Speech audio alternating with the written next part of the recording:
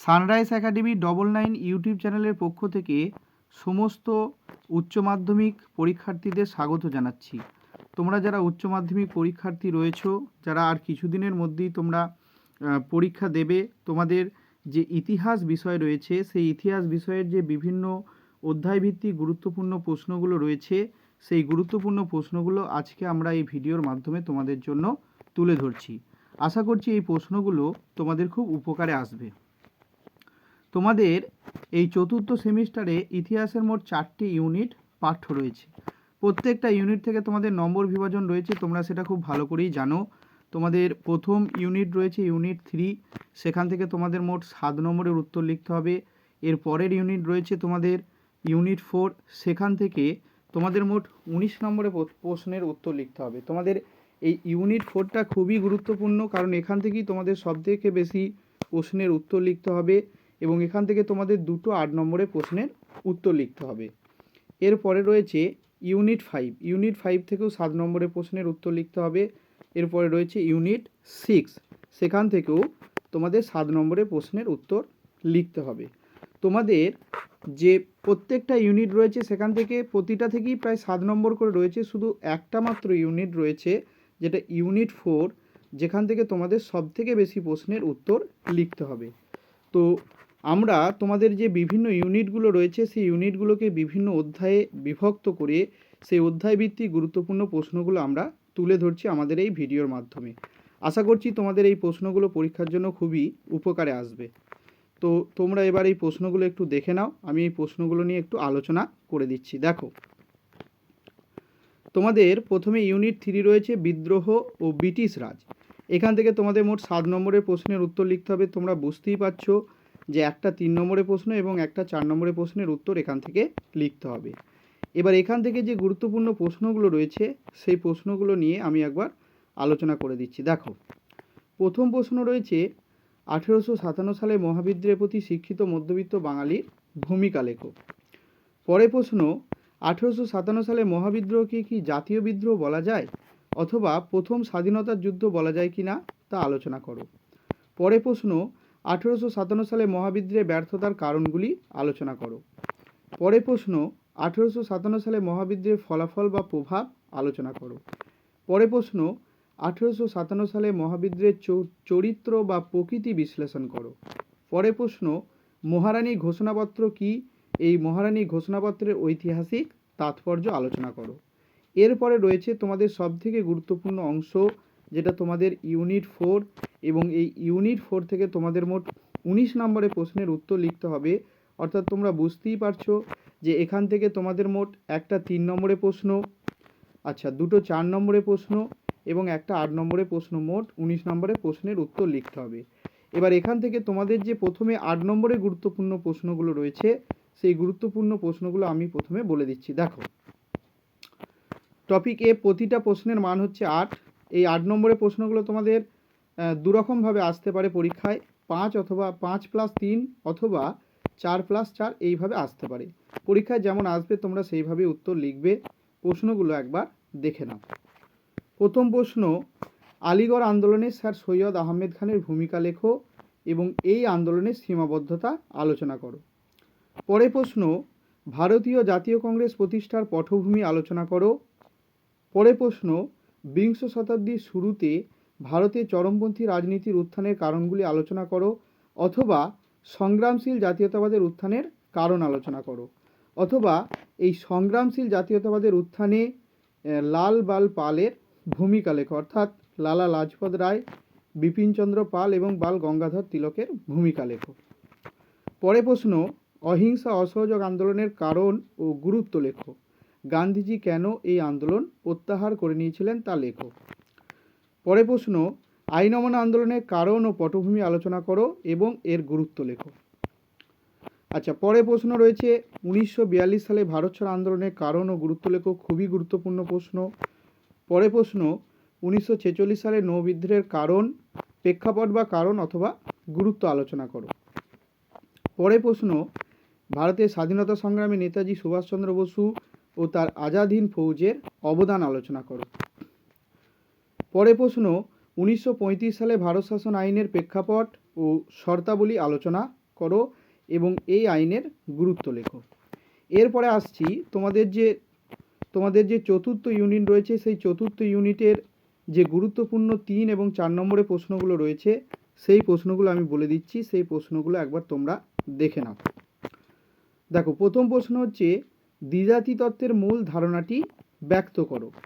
দ্বিতীয় প্রশ্ন, আলিগড় আন্দোলনের বৈশিষ্ট্য লেখো, এই আন্দোলনে থিওডর বেকের ভূমিকা লেখো। পরের প্রশ্ন, মাউন্টব্যাটেন পরিকল্পনা কি, অথবা টিকা লেখো মাউন্টব্যাটেন পরিকল্পনা। পরের প্রশ্ন, ক্রিপস মিশনের প্রস্তাবগুলো কি ছিল, ভারতীয়রা কেন এই প্রস্তাবগুলি প্রত্যাখ্যান করেছিল।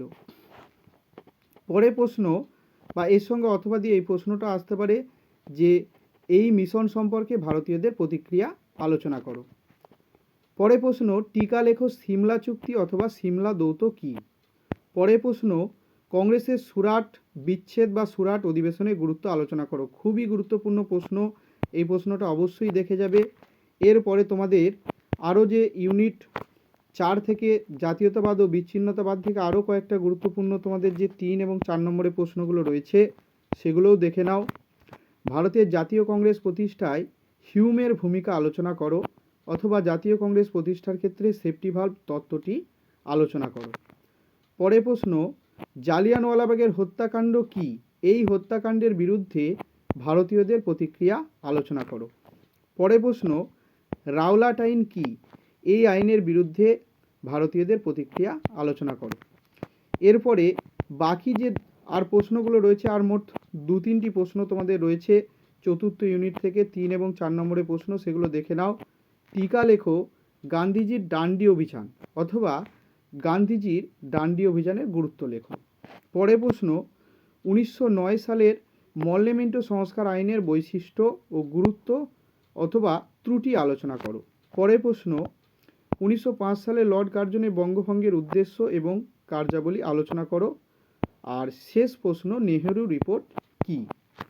এরপরে তোমাদের যে ইউনিট 5 রয়েছে, যেখানে তোমাদের রয়েছে সংবিধান গঠন।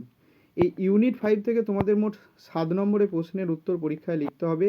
অর্থাৎ তোমরা বুঝতেই পারছো, একটা 3 নম্বরের প্রশ্ন এবং একটা 4 নম্বরের প্রশ্ন তোমাদের পরীক্ষায় লিখতে হবে। এবার এখান থেকে যে গুরুত্বপূর্ণ প্রশ্নগুলো রয়েছে, সেই প্রশ্নগুলো আমি একবার বলে দিচ্ছি, তোমরা দেখে নাও। প্রথমে রয়েছে জোট নিরপেক্ষ আন্দোলনের কারণ অথবা প্রেক্ষাপট আলোচনা করো, অথবা জোট নিরপেক্ষ আন্দোলনের উদ্দেশ্যগুলি আলোচনা করো। পরের প্রশ্ন, জোট নিরপেক্ষ নীতি কি, বিশ্ব শান্তি প্রতিষ্ঠায় এর ভূমিকা লেখো, অথবা জোট নিরপেক্ষ আন্দোলনের গুরুত্ব আলোচনা করো। পরের প্রশ্ন, ভারতীয় সংবিধান কবে গৃহীত হয়, সংবিধান রচনায় গণপরিষদের ভূমিকা লেখো। পরের প্রশ্ন, ভারতীয় সংবিধানের প্রস্তাবনার গুরুত্ব আলোচনা করো।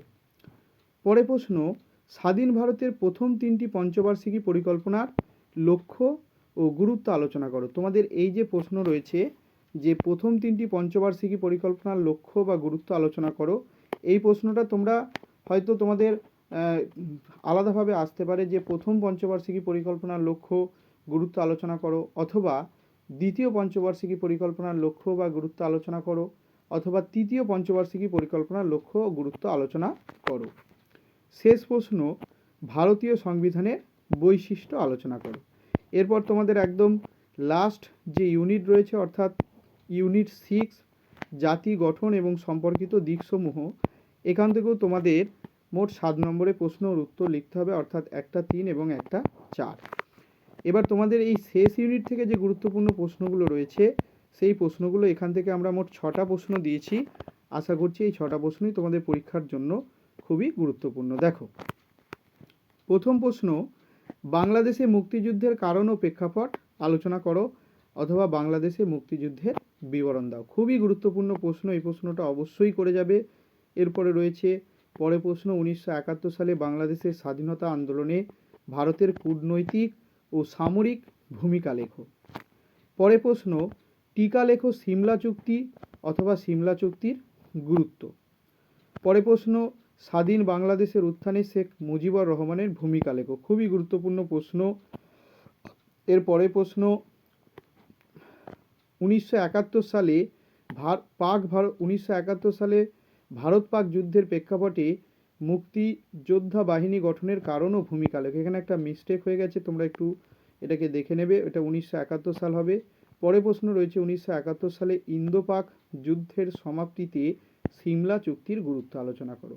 আশা করছি এই প্রশ্নগুলো তোমাদের যে পরীক্ষা রয়েছে সামনে, সেই পরীক্ষার ক্ষেত্রে খুবই গুরুত্বপূর্ণ হয়ে উঠবে এবং তোমাদের কথা চিন্তা করে এবং বিভিন্ন তোমাদের যে টেস্ট পেপার বা প্রশ্নবিচিত্রা বা আরও যে বিভিন্ন বই রয়েছে সেখান থেকে অনেক বিশ্লেষণ করে আমরা এই প্রশ্নগুলোকে নির্বাচিত করেছি। আশা করছি এই প্রশ্নগুলো তোমাদের পরীক্ষার জন্য খুবই উপকারে আসবে। তোমরা অবশ্যই এই প্রশ্নগুলো করে নিও। আর তোমাদের কাছে একটা রিকোয়েস্ট রইল, আমরা আগামীতে তোমাদের এই চ্যানেলের মাধ্যমে তোমাদের আরও যে বিভিন্ন বিষয় রয়েছে সেই বিষয়েরও গুরুত্বপূর্ণ প্রশ্নগুলো তুলে ধরব। আর আশা করছি ভিডিওটা ভালো লাগলে চ্যানেলটাকে একটু সাবস্ক্রাইব করে দিও। ধন্যবাদ।